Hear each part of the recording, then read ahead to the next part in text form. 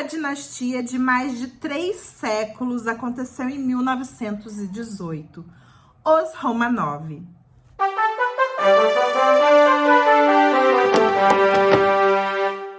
Olá, Curiosers! Sejam muito bem-vindos a mais um vídeo. E neste vídeo nós vamos fazer um resumão sobre o último imperador da Rússia, o czar Nicolau II, sua esposa Alexandra Feodorovna, o místico, o mago e a figura tão emblemática que é o Rasputin, as meninas, mas vai ser um resumo também do que estava acontecendo na Rússia para que a dinastia Romanov chegasse ao fim depois de 3 séculos. Bom, quem era Nicolau II, que se tornou o imperador da Rússia? Ele era filho de um homem muito forte, não só fisicamente, como uma figura paterna forte, uma figura política forte, Alexandre III, ele tinha quase 2 metros de altura e era um homem realmente de opinião forte. Então, ele politicamente falando, ele tinha decisões firmes, ele era um homem muito firme. Então, foi dessa forma que Nicolau II cresceu. Via o seu pai daquela forma, uma pessoa tão poderosa aos olhos de um menino frágil, tímido, muitas vezes retraído. Mas a Rússia ainda era como uma nação atrasada comparada aos outros países da Europa. Mas, de certa forma, teve um período de desenvolvimento econômico. Nick, como era chamado, o futuro herdeiro, do imperador Alexandre III, ele era tímido, foi educado em casa, teve uma infância feliz, teve pais presentes, mas ele não foi, digamos assim, criado para governar, sabe? Eu acho que essa educação que ele teve foi muito assim, família, amor, cuidado. Mas então, quando Nick tinha apenas 26 anos, seu pai morre em 1894. E Nicolau se torna czar da Rússia com 26 anos e ele mesmo declarou que não estava preparado para governar. E antes de Alexandre III morrer, ele deu a bênção para que seu filho se casasse com quem? A neta favorita da rainha Vitória, Alice, que depois de se casar se tornou Alexandra Feodorovna, porque ela se converteu ao catolicismo ortodoxo. E tanto a família do Nicolau II quanto a rainha Vitória eram contra esse casamento, mas eles foram contra o que todo mundo achava e eles se amavam muito, então eles se casaram. E sim, eles formaram uma família linda, eles eram muito apaixonados como marido e mulher, eles amavam seus filhos. Com certeza, o sonho de Nicolau II era formar uma família feliz, amorosa, assim como ele teve. E assim foi, com Alexandra Feodorovna, o amor da sua vida. Ele teve uma família linda, mas ele e sua esposa colocaram sua família acima de qualquer outra coisa, acima do povo, acima do governo, e talvez isso tenha levado eles para o buraco. Eles se casaram em 26 de novembro de 1894, apenas 25 dias depois da morte de Alexandre III, pai de Nicolau II, que morreu dia 1º de novembro de 1894. Então, em 15 de novembro de 1895, nasce a primeira filha do casal, Olga. A menina foi vista com desapontamento pelo povo, pelos súditos, mas Nicolau não achou ruim, já que Alexandra era jovem e com certeza ela ainda poderia dar outros filhos e o herdeiro homem, que todo imperador, que todo monarca precisa. Em 14 de maio de 1896, então foi coroado czar Nicolau II e também a czarina. E durante a celebração da coroação, aconteceu uma tragédia. Por quê? Então chegou aos ouvidos do povo que durante a celebração haveria comida e haveria presente para o povo.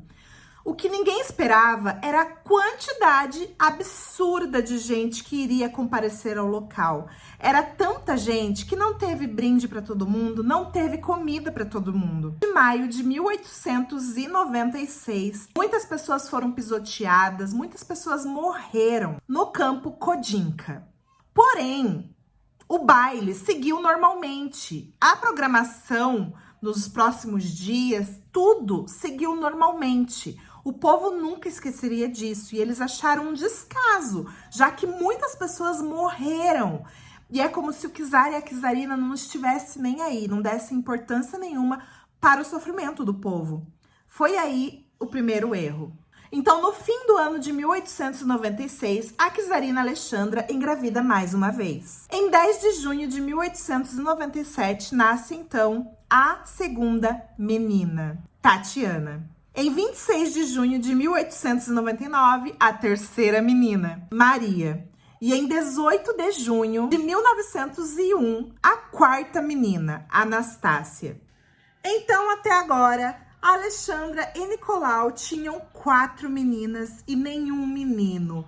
Mas algo aconteceu. A Alexandra engravida mais uma vez. E toda a responsabilidade do insucesso, de não vir um herdeiro, de não ter um menino, caía sobre os ombros da mulher, né? Da imperatriz, da czarina Alexandra. Mas então, em 12 de agosto de 1904, nasce Alexei. Um menino tão esperado, mas havia um problema. Após 10 anos esperando por esse filho, quando ele chega com uma doença genética, hemofilia. E aí começa o fim dos Romanov. O que já não era bom começou a piorar um pouquinho mais, já que a doença de Alexei se tornou um segredo.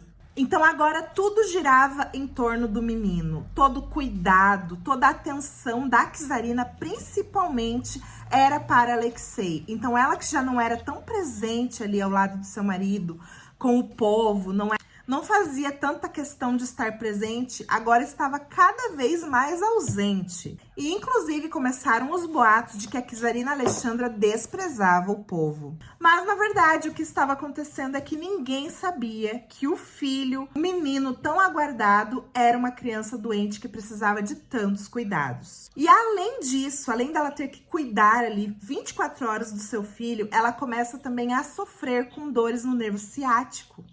Muitas vezes ela tem que se locomover até mesmo em cadeira de rodas e passa longos períodos deitada em sua cama. Outro episódio que o povo russo nunca mais esqueceria era o massacre do Domingo Sangrento. O que foi isso?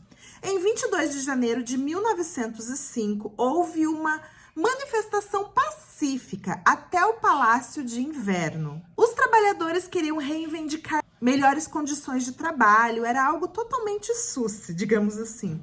Chegando lá, as tropas militares que estavam lá para proteger o palácio simplesmente atiram no povo, nos manifestantes que estavam ali em busca de melhorias no trabalho.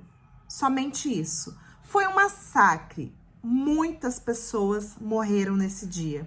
E detalhe, o Nicolau II não estava no palácio. Não se sabe de onde veio a ordem. Mas então, como surge o Rasputin, o mago, né? Essa figura tão emblemática, como que ele surge na família imperial? No verão de 1912, o menino se machucou, o sangue fluía. O sangue de portadores de hemofilia não coagula. Então, qualquer machucado, qualquer mínimo que seja machucado, pode ser fatal, né? Ainda mais lá em 1900. O menino gritava, chorava, não parava de chorar. Foi chamado padre, foi chamado médico, nada resolveu. Mas então, a Alexandra, que já tinha escutado falar sobre Rasputin, manda chamá-lo. E Rasputin tinha uma fama de que misteriosamente ele curava os enfermos. E sim, ele chega até a família imperial, faz umas orações por Alexei e o menino misteriosamente melhora. A partir daí, a czarina Alexandra começa a enxergar este homem como um santo, como alguém que foi enviado por Deus de fato, e dá total confiança a este homem. E Rasputin estava cada vez mais presente na corte, inclusive se referia ao czar e à czarina como papai e mamãe, para vocês terem noção do nível de intimidade que esse homem tinha. Ele era um homem casado, ele tinha 3 filhos, ele veio da Sibéria. Para muitos, ele era considerado um charlatão. Ele se dizia um homem de Deus, mas seduzia as mulheres, extorquia dinheiro dos ricos. Mas, de todo esse lado sombrio de Rasputin, a czarina não sabia. E quando chegavam os boatos ao ouvido dela, ela não acreditava. A imprensa, então, começa a se questionar qual o verdadeiro um motivo para Rasputin estar tão presente e ter esse livre acesso entre a família imperial? Eles se perguntavam, né? Era algo estranho. Membros do governo e jornais logo começam a divulgar escândalos sexuais de Rasputin. Mas Nicolau II, muito influenciado por sua esposa, se recusa a bani-lo da corte. Logo então surgem mais boatos, e dessa vez era de que Rasputin e a czarina da Rússia eram amantes. Porque tinha todo o envolvimento daquele segredo, né? Então, o que ninguém sabia é que a presença de Rasputin na corte era unicamente por conta de Alexei. Mas, por causa disso, por causa da influência que Rasputin tinha sobre Alexei e sobre a czarina, que a czarina tinha sobre o Nicolau, um foi influenciando o outro e havia esse segredo e ninguém sabia o que estava acontecendo. Então você imagina, deu margem ali para muita fofoca, né? Em 30 de dezembro de 1916, Rasputin é assassinado. Foi duro de matar, viu? Foi envenenado, foi espancado, enfim, vou falar sobre isso num outro vídeo. Mas quem foi o líder de toda essa tramóia para assassinar Rasputin foi o príncipe Félix Yusupov. Mas havia um primo de Nicolau envolvido nessa conspiração. Antes de Rasputin morrer, ele deixou uma carta ao czar Nicolau. Nesta carta dizia basicamente que se o Rasputin fosse morto por alguém da família do czar Nicolau, por algum nobre, a família imperial morreria em menos de 2 anos, os filhos e os parentes, e seriam mortos pelo povo russo. Durante todo o seu governo, Nicolau II tomou várias decisões erradas, e uma delas foi liderar tropas de soldados na Primeira Guerra Mundial sem experiência, sem estrutura nenhuma. Outra delas foi deixar sua esposa como regente na Rússia enquanto ele foi para a guerra, porque o povo não via a czarina com bons olhos, porque ela era alemã. E eles estavam lutando contra a Alemanha. A Alemanha era o país inimigo. Durante a Primeira Guerra, a Rússia só passou vergonha. Diversos soldados desertaram. Imagina, não tinha apoio do próprio país, né? Não tinha armamento suficiente, não tinha botas, equipamentos, não tinha alimentação adequada para os soldados. O povo estava passando fome, o povo estava morrendo de frio.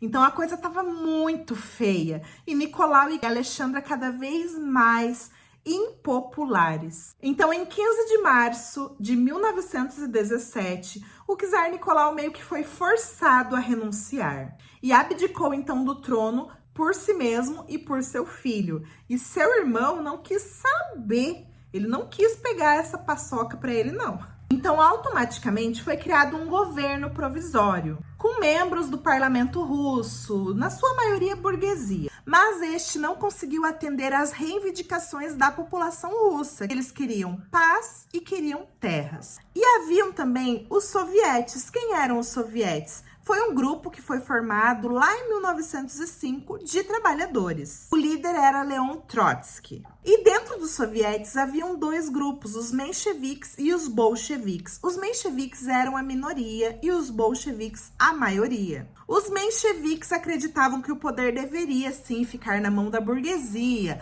gostavam da história da monarquia e tudo mais. Agora, os bolcheviques não. O poder, segundo os bolcheviques, tinha que estar na mão do povo. Lenin chega ao país em abril de 1917 e passou a defender o fim do governo provisório. E ele tinha um lema: paz, terra e pão. Tudo que o povo queria. Então, Lenin se apoiou aos sovietes, assim podemos dizer, para chegar ao poder e fazer o que ele queria, né? Então, em outubro de 1917, os bolcheviques tomam o poder da Rússia. E agora o seu líder era Lenin. E as tropas eram lideradas por Trotsky. Agora, os bolcheviques estavam no controle, levaram a família imperial para a prisão domiciliar. Eles ficaram de casa em casa por alguns meses, até chegar numa última casa, em Ekaterimburgo, a Casa Ipatiev. E foi neste lugar que a história dos Romanov, uma dinastia de mais de 3 séculos, acabava. Na madrugada de 17 de julho de 1918, toda a família foi acordada pela madrugada. Eles foram conduzidos a uma sala que estava completamente vazia, não era uma sala muito grande, e lá eles deveriam aguardar para que o transporte viesse buscá-los para levá-los a um outro lugar, para um outro país. Pensei que íamos sair. Esperem aqui até o transporte estar pronto.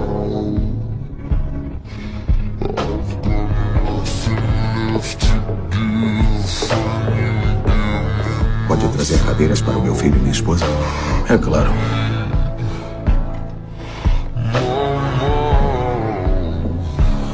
É o nosso transporte.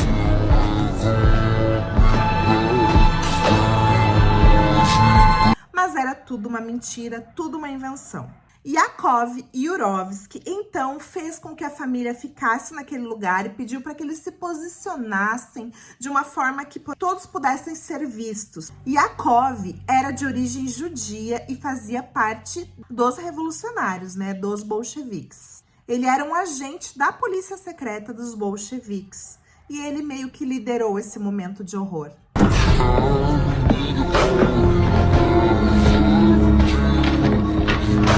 Nicolau Alexandrovich, Alexandra Feodorovna, Alexei Nikolaevich, Olga Nikolaevna, Maria Nikolaevna, Tatiana Nikolaevna, Anastasia Nikolaevna. O Comitê Regional do Soviético dos Urais me sentenciou à morte. Mas eu não compreendo.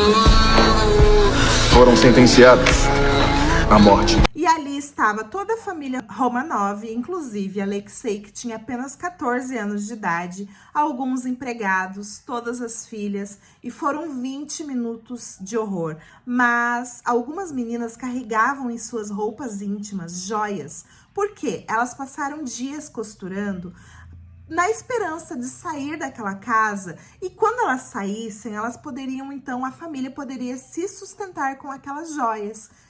Infelizmente não foi o que aconteceu. Então, por conta das joias, que serviu como um colete à prova de balas, elas demoraram para morrer. Algumas delas foram mortas com baionetas. O que é isso? Uma arma com uma ponta de faca. Foi uma coisa horrível. Então imagina, tiros, pólvora, fumaça, vômito dos soldados, porque alguns não aguentavam, era muito horror, era um cheiro terrível. Sim, o czar e a czarina foram ótimos pais, foram uma família linda, mas foram péssimos governantes. Então, eles deixaram o povo de lado, o povo estava morrendo de fome, mas o que aconteceu realmente, principalmente com as crianças, foi algo lamentável, foi algo pesado, se formos parar para pensar, né? Após isso, então, a família toda é levada para a floresta, lá eles são enterrados em cavas rasas, mas antes é jogado ácido no corpo deles, menos no corpo de Alexei e de Maria, que inclusive os restos mortais dos dois foram encontrados somente em 2007. E até hoje eles aguardam por um enterro digno ao lado da sua família. Putin, né, o atual governante da Rússia, ele quer dar muito um enterro digno a Maria e Alexei. Mas a Igreja Ortodoxa não assumiu que o corpo dos dois foram encontrados e não quer mexer nisso, sabe? Mas a família Romanov foi canonizada, inclusive por alguns, o czar Nicolau II é o próprio Cristo. Então este foi o vídeo de hoje, um fim trágico. Poderia ter sido diferente, poderia sim, mas não foi e acabou da forma que acabou. Espero que você tenha gostado desse vídeo, que tenha dado para você entender bem como foi o governo desastroso do Nicolau, né? Mas ao mesmo tempo a família linda que eles eram, que apoiavam uns aos outros. Quem sabe, né? Se eles não fossem governantes e fossem apenas uma família feliz, tudo teria sido diferente, o fim teria sido outro, né? Mas é isso. Até o próximo vídeo. Um grande beijo.